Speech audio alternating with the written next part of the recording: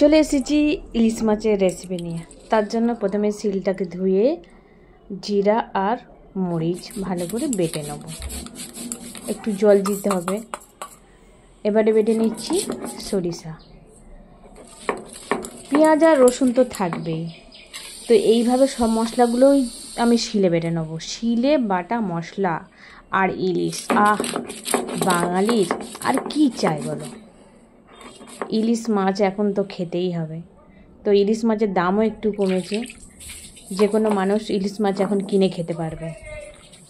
তো এখানে দেখো পেঁয়াজ রসুন বাটা, সরিষা বাটা, কাঁচা লঙ্কা বাটা আর জিরা আর মরিচ। এই ইলিশ মাছটা নিয়ে এসেছিলাম মিডিয়াম সাইজের। তো এটা ভালো করে ধুয়ে প্রথমে কড়াইতে দিয়ে দিচ্ছি। তো একে একে সব মশলাগুলো দিয়ে দেব। তো আমি শুনলাম নাকি বাংলাদেশের থেকে না আমাদের ইলিশ দিচ্ছে না। তো তাহলে এই সস্তা কী করে হলো ইলিশ?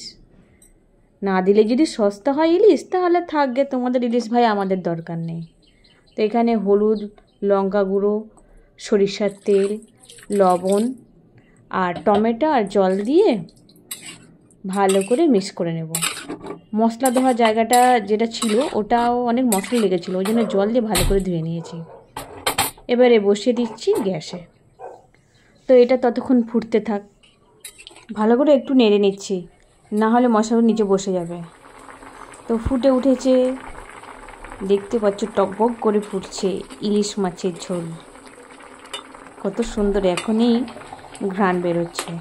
তো এখন চাপা দিয়ে দেবো, যাতে ফ্লেভারটা ভিতরেই থেকে যায়। কিছুক্ষণ পরে খুলবো। তো এখন খুলে দিই ঢাকনাটা, দেখি কেমন হয়েছে। আহা, সুন্দর সুন্দর, কি সুন্দর কালার।